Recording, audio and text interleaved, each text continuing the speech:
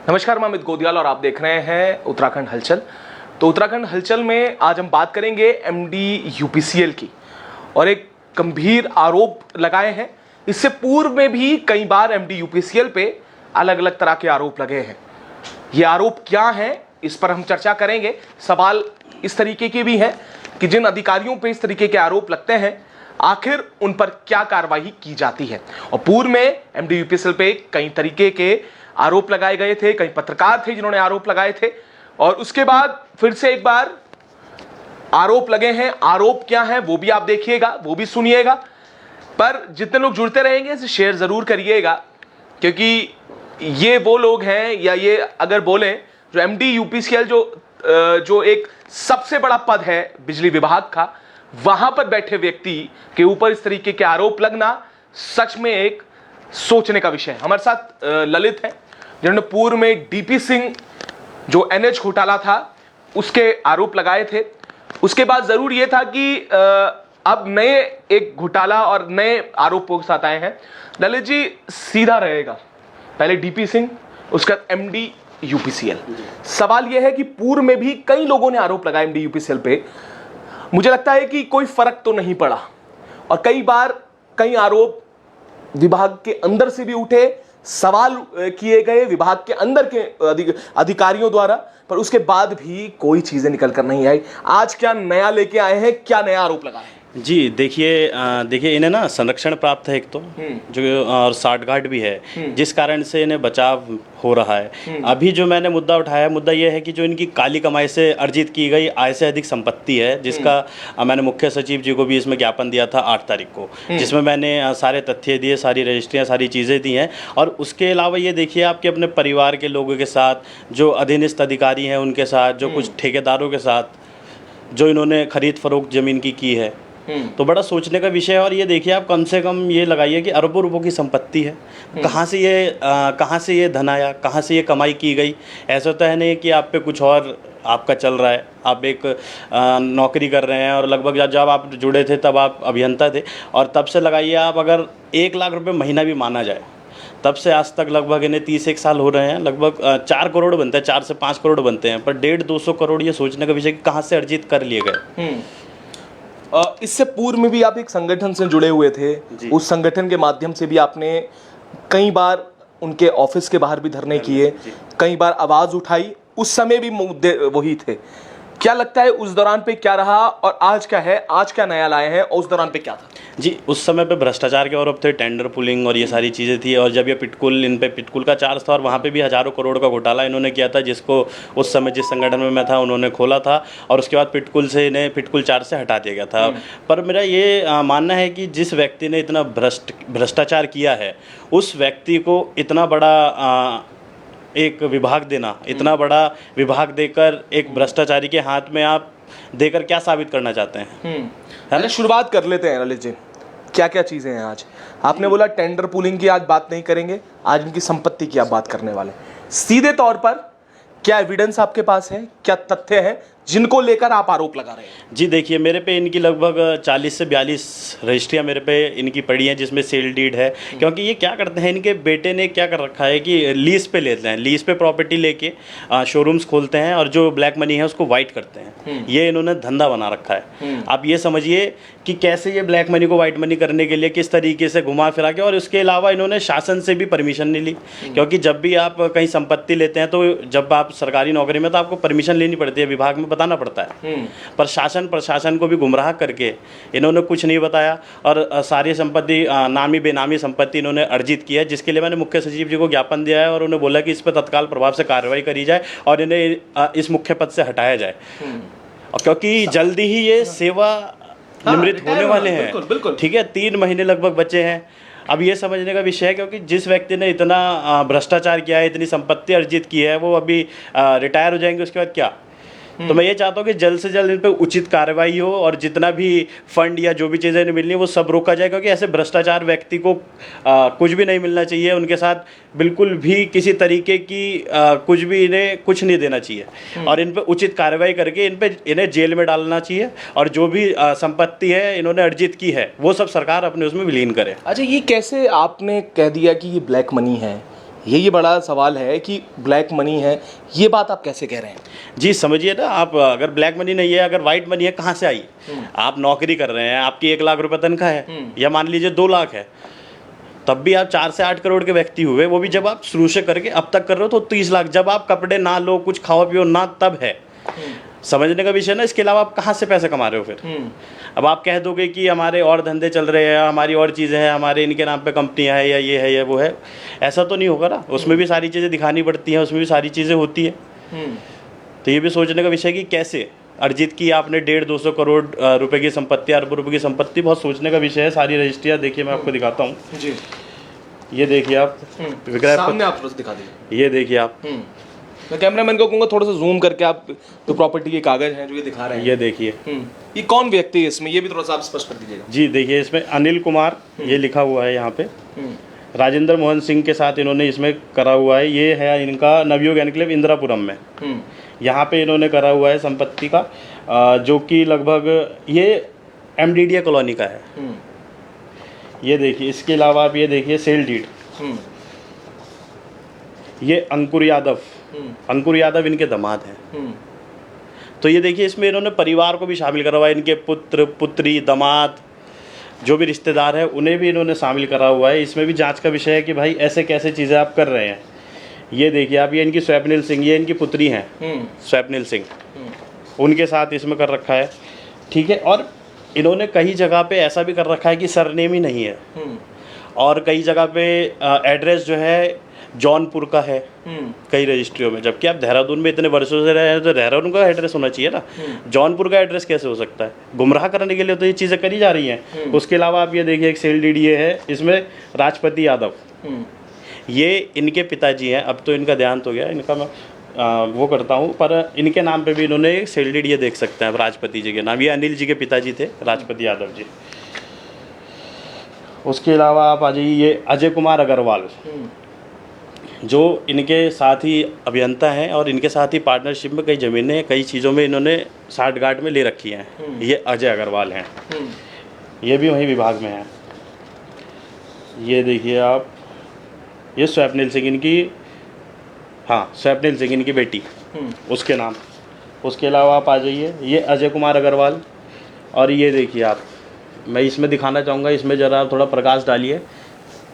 इसमें इनकी वाइफ, ये देखिए मैं आपको दिखाना चाहूँगा, ये अजय अग्रवाल है जो कि इनके साथ ही अधिकारी है। उसके अलावा ये माला सिंह इनकी वाइफ। तो ऐसा क्या है कि जो साठगांठ में आपस में मिलके आप ज़मीनों में खरीद फरोख्त कर रहे हैं, ये सोचने का विषय है। उसके अलावा आप ये देख लीजिए, सुधीर कुमार,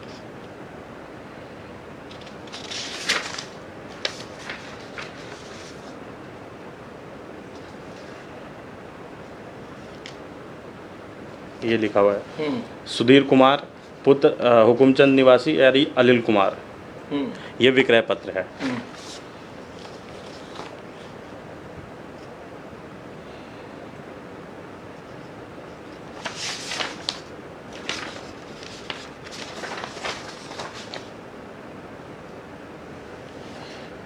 ये स्टाम्प है नवयुग एनक्लेव में जो इन्होंने ले रखा है उसका, ये देख सकते हैं आप। उसके अलावा बहुत से पत्र ऐसे हैं, बहुत से पत्र जो भी मैं लाया नहीं हूँ अपने साथ। उसके अलावा आपको मैं दिखाऊंगा विक्रय पत्र स्वप्निल सिंह, इनके बच्चों के नाम, ये आशीष कुमार यादव जो ठेकेदार है। अच्छा, ठेकेदार के साथ भी इन्होंने क्या ये ज़मीन खरीदने का काम या बेचने का कार्य किया? जी, ठेकेदार भी इसमें इन्वॉल्व हैं, क्योंकि और वो भी आप ये समझिए ना, जो ठेकेदार जिन्हें टेंडर मिलते हैं वो लोग भी इसमें संलिप्त तो कहीं ना कहीं ये जो चीज़ें हैं टेंडर पुलिंग में भी आती हैं। उसके अलावा आप ये देखिए, ये राजपति जी इनके पिताजी का ही है।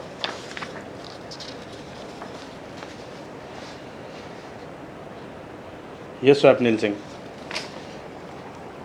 इनकी बेटी, ये अंकुर यादव इनके दामाद, स्नेहिल सिंह जो इनकी छोटी बेटी, उनके पति हैं। तो क्या ये इनकी बेटी के नाम से क्या ये अपना पर्सनल नहीं ले सकते? ये बड़ा सवाल उठता है। नहीं देखिए, हाँ। आप ले सकते हैं जब आप प्राइवेट, पर आप जब एक ओहदे पे होते हैं सरकार, वो तो शादी करके चली गई हैं। नहीं, ये उससे पहले भी तो चीज़ें होती है ना। शादी करके चले गए ठीक है, तो आप यहीं क्यों ले रहे हैं? अगर आप सारी चीज़ें हैं, आप इसमें एड्रेस देखेंगे तो सुल्तानपुर का एड्रेस है, ये देखिए आप, लखनऊ, यहाँ पे भी आपने कर रखा है। उसके अलावा आप ये देखेंगे सेलर जो है यहाँ का रुड़की,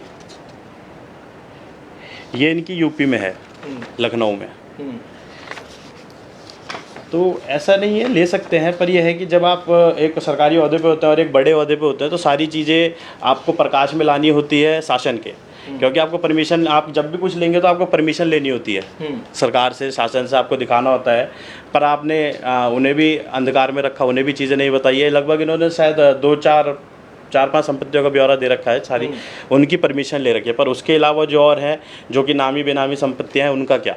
तो नामी क्या इनके नाम पे, इनकी पत्नी के नाम पे, इनके बेटे के नाम पर है? जी, इनके नाम पर, इनके पिताजी के नाम पर, इनकी वाइफ के नाम पर, इनकी बेटी के नाम पर, इनके बेटों के नाम पर, इनके दामाद के नाम पर। और जो अजय अग्रवाल है उनके साथ, इनकी वाइफ के साथ, दोनों के आपस में मिलके है लीज डीड है बेटे की, जिसमें लगभग 6-7 जगह पे इन्होंने लीज कर रखी है, जिसमें कॉम्प्लेक्स वगैरह चल रहे हैं, चीज़ें चल रही है। तो उनमें ये जो ब्लैक और वाइट का जो खेल चल रहा है, ये समझने का विषय है कि ऐसा क्या हो रहा है, ऐसी क्या चीज़ें हो रही हैं और इतना पैसा कहाँ से आ रहा है। नहीं, तो क्या जो डॉक्यूमेंट आपको मिल गए हैं जी, बड़ी इजीली आप बोल रहे हैं कि ये पत्र हैं, ये विक्रय पत्र हैं, या इस तरीके की आप नामी और बेनामी संपत्ति की बात कर रहे हैं जी, तो सरकार के पास तो अपनी पूरी एजेंसीज हैं, इंटेलिजेंस है जी, उन्हें ये क्यों नहीं दिख पा रहा है? ये सवाल भी इसलिए मैं कर लेता हूँ क्योंकि एक अधिकारी है, अधिकारी की आपने कहा बेटी ले रही है, शादी के बाद वो ले सकती हैं, ये उनकी अपनी एक फ्रीडम है। पर उससे पहले भी ले रखी है ना, शादी से पहले भी, जब आप 18 के नहीं हुए तो उससे पहले भी ले रखी है, जिसमें कि माता जी का साथ भी इनका वो है, जिसमें इनके नाम पे रहती है। तो वो भी सोचने की चीज़ें हैं कि ऐसा क्यों। और बाकी बात रही शासन प्रशासन की, देखिए क्या होता है कि जब तक चीज़ें चलती है, अब क्या है, बहुत से लोगों का इन्हें संरक्षण प्राप्त है। तो ऐसे कौन कौन लोग हैं जी, जल्दी मैं उनके नाम खोलूँगा, अभी तो नहीं खोलूँगा एक साथ सारी चीज़ें, जल्द ही मैं कुछ तथ्य मेरे पे और आने हैं, मैं उन चीज़ों में लगा हुआ हूँ, जल्दी ही मैं उन लोगों का भी नाम खोलूँगा। पर बहुत से सफ़ेद पोश लोग हैं, बहुत से अधिकारी हैं जिनका संरक्षण प्राप्त है और जिनकी वजह से ये बच रहे हैं। क्योंकि आप ये देखिए, जिस व्यक्ति ने इतना भ्रष्टाचार किया, जिस व्यक्ति ने इतनी आय से अधिक संपत्ति अर्जित की, जिस व्यक्ति ने जब इन्हें नौकरी मिली, जब दीपक रावत जी थे, दीपक रावत जी ने इनके खिलाफ रिपोर्ट दी कि इन्होंने क्या होता है जब आप पद ग्रहण करते हैं तो 3 दिन में आपको सभी विभागों से क्लियरेंस लेनी होती है और वो जमा करनी होती है, पर इन्होंने वो जमा नहीं करी। और लगभग आज इनको 1-2 साल होने वाले हैं या ज़्यादा इन्हें समय हो रहा हो, पर अब तक वो चीज़ें नहीं दी गई। ये भी सोचने का विषय कि ऐसा क्यों, और अब तक क्यों इतने मुख्य पद पर इन्हें बिठा रखा है जब ये सारी चीज़ें नहीं दी गई हैं। इसमें एक बार मैं यही आपको बताना चाहता हूँ, ऊर्जा निगम में जब एमडी जो अनिल यादव हैं, इन्हें घपले के नोटिस भी आए थे, टेंडर में करोड़ों रुपए का घोटाला था, उसको भी लेकर इन्हें 26 करोड़ रुपए के टेंडर घपले में शासन ने एक बड़ा कदम उठाया था और इन्हें नोटिस, कारण बताऊं, नोटिस अजय अग्रवाल को भी दिया गया था। ये मेरे हिसाब से 2023 की ये मामला है जो हमारे संज्ञान में है, जिसमें 26 करोड़ के टेंडर घपले में शासन ने एक बड़ा कदम उठाया था। अनिल यादव और निदेशक परियोजना अजय अग्रवाल को कारण बताओ नोटिस जारी किया था और इसमें 1 सप्ताह के अंदर इन्हें जवाब भी मांगा था।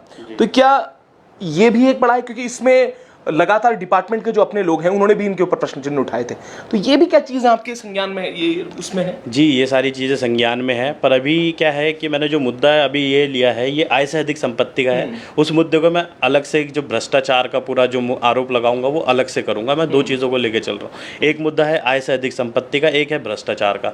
उसकी भी मेरे पे सारी चीज़ें तैयार हैं, वो मैं अलग से करूंगा। अभी मैं जो लेके चल रहा हूँ आय से अधिक संपत्ति पे, इन पर उचित कार्रवाई होनी चाहिए, इन पे जांच होनी चाहिए और इन्हें इनके मुख्य पद से हटाना चाहिए। और जो भी जांचें पेंडिंग पड़ी हैं, दबा दी गई है, उन सभी जांचों को सरकार गति दे और जल्द से जल्द इन पर उचित कार्रवाई करे। बस मैं यही चाहता हूँ शासन से। ये भी बड़ा सवाल है क्योंकि ये पहली बार नहीं है, इससे पहले भी ये सुर्खियों में रहे हैं। यूपीसीएल में ये लगातार अनिल को जब एमडी रहे तो उसमें 70 करोड़ की गड़बड़ी के आरोप का जो निलंबन इनका हुआ था वो भी वापस ले लिया गया था। उस समय मंत्री हरक सिंह रावत थे। तो सवाल ये है कि इस समय भी बड़ा सवाल ये है, फिर से आय से अधिक संपत्ति का आरोप इन पे लगा है।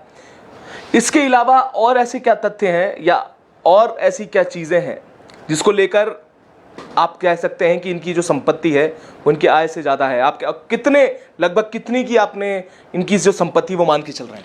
जी, अरबों रुपए की संपत्ति अर्जित की है इन्होंने। ये नहीं कि कोई छोटी मोटी 10-5 करोड़ की, अरबों रुपए की संपत्ति है। और सोचने का विषय, क्योंकि आप ये समझिए एक गरीब आदमी बेचारा इतनी मेहनत करके एक 10-20 लाख का घर जोड़ लेता है और अतिक्रमण के नाम पर उसे भी आज देखिए आप तोड़ा जा रहा है, जो बड़ा सोचने का विषय है। पर आप ये देखिए, आप एक उच्च स्तर के अधिकारी हैं, पर आपकी जो आय है, जो आपकी तनख्वाह है, उसके हिसाब से अगर आप देखें, और वो भी मैंने बताया ना आपको, अगर आप कुछ खर्च ना करें तब आप पे 4-5 करोड़ रुपए होने चाहिए। पर ऐसा आपने क्या करा? ऐसा आपने कौन से बिजनेस कर दिए, कौन सी चीज़ें कर दी जो आप पे अरबों रुपए की संपत्ति अर्जित कर ली गई? तो कहीं ना कहीं सवाल है, कहीं ना कहीं जांच का विषय है ये सारी चीज़ों का।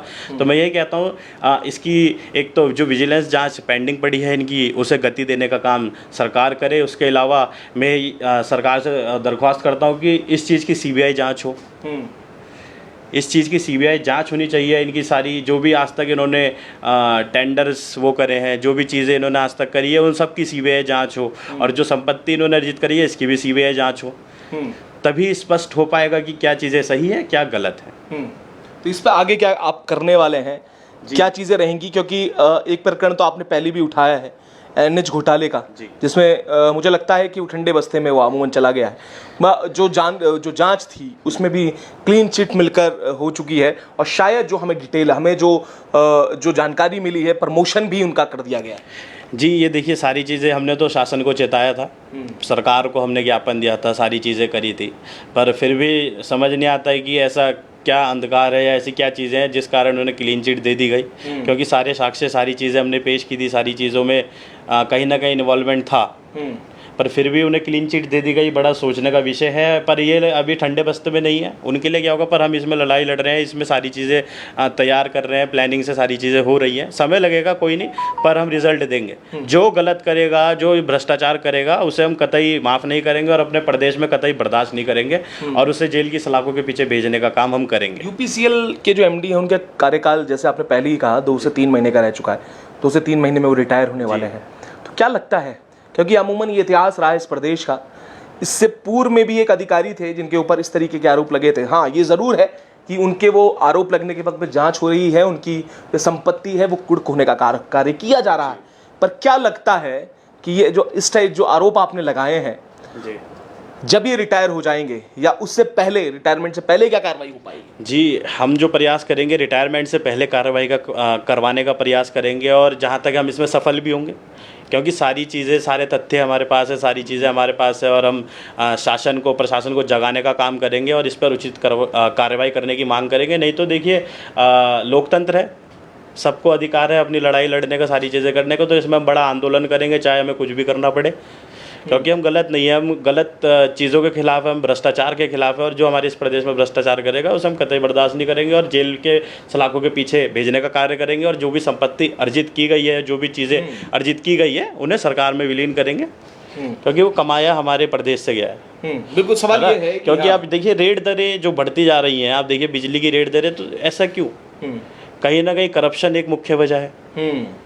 कहीं ना कहीं जो पैसे होते हैं वो कहीं से कहीं जा रहे हैं, जिस कारण बिजली के रेट, और वो हम जैसे जो हम उपभोक्ता हैं, हर तरीके, हर तबके के उपभोक्ता हैं, हम पर ही जोर पड़ता है, हमारी जेबों पर जोर पड़ता है। हम इतनी मेहनत सुबह से शाम, हमारा एक मजदूर या हमारे और भी जो हर तबके में काम करते हैं, उन पर असर पड़ता है। बिल्कुल, ये बड़ा सवाल है, और जिस तरीके के आरोप लगे हैं, और ये प्रॉपर्टीज़, जो संपत्ति के कागज़ ये दिखा रहे हैं, अब सवाल ये है कि ये जो कागज़ ललित ने दिखाए हैं और आय से अधिक के आरोप जो लगाए हैं, सवाल ये है क्या इस पर जांच होगी, और इस पर जांच होने के बाद क्या निकलेगा, वो बड़े सवाल हैं।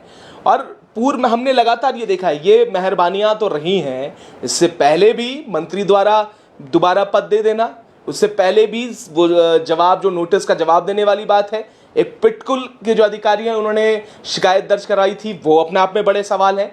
और आखिर वो कहाँ गई, वो जांचें कहाँ गई हैं, वो सवाल अब भी मात्र एक सवाल बन के रह गया है। और ये प्रॉपर्टी के कागज़, इसमें कितनी सत्यता है ये तो जांच के बाद पता चलेगा, पर आरोप लग रहे हैं, और आरोप, हाँ, मैं ये भी कहना चाहूँगा, आजकल एक नया दौर भी चल रहा है, बड़ा सेवा विस्तार। आपने सुना होगा आजकल एक्सटेंशन मिल जा रहा है, जिनके रिटायरमेंट फिर भी एक्सटेंशन मिल जा रहा है। तो ऐसा क्यों हो रहा है, ये भी सोचने का विषय। ऐसी क्या साठगांठ है जो, क्या और अधिकारी नहीं है, क्या और IAS PCS अधिकारी नहीं है, और विभाग में ऐसे ईमानदार, क्या हमारे प्रदेश में ईमानदार अधिकारी नहीं बचे जो आप भ्रष्टाचारियों का ही एक्सटेंशन कर देते हैं। पूर्व में भी कई लोगों ने कई अधिकारियों पर आरोप लगाए हैं जिनके एक्सटेंशंस हुए हैं। खबरों में रहा, मैं पढ़ रहा था, सारी चीज़ों में देख रहा था, तो मुझे सुनने में आ रहा है कि अनिल कुमार यादव जी की भी सेवा विस्तार दिया जाने वाला है। तो ये भी बड़ा सोचने का विषय है। ऐसे भ्रष्ट अधिकारी का अगर आप सेवा विस्तार करेंगे तो जिसने अभी तक इतनी चीज़ें अर्जित कर ली, आगे वो कितनी चीज़ें अर्जित कर लेगा। तो मैं यही चाहता हूँ कि अभी तो 3 महीने लगभग इनके बचे हैं, कि इन 3 महीनों में ही शासन सरकार इन पर उचित कार्रवाई करे और इन्हें जेल की सलाखों के पीछे भेजने का कार्य करे। और एक उदाहरण जो आप जीरो टॉलरेंस की बात करते हैं, उत्तराखंड सरकार जो जीरो टॉलरेंस की बात करती है, उसका एक उदाहरण पेश करे, इन पर कार्रवाई कर। अब ये देखना होगा कि जीरो टॉलरेंस और ये जो मेहरबानियाँ हैं ये आखिर अब कब कम होने वाली हैं। मंत्री बदल गए हैं, चेहरे बदल गए हैं, पर मुद्दे अब भी वही रहेंगे जो पूर्व में थे। वो शिकायतें कहाँ दफन हैं किसी को नहीं मालूम। आय से अधिक संपत्ति का बड़ा मामला और एक आरोप है, इसमें जांच होगी या नहीं, या रिटायरमेंट के बाद सेवा विस्तार होगा, ये भी अपने अपने प्रश्न बना हुआ है। हम भी लगातार इस पूरे प्रकरण पर नजर बनाए हुए हैं। तब तक के लिए आप लोग भी जुड़े रहिएगा और देखते रहिएगा उत्तराखंड हलचल।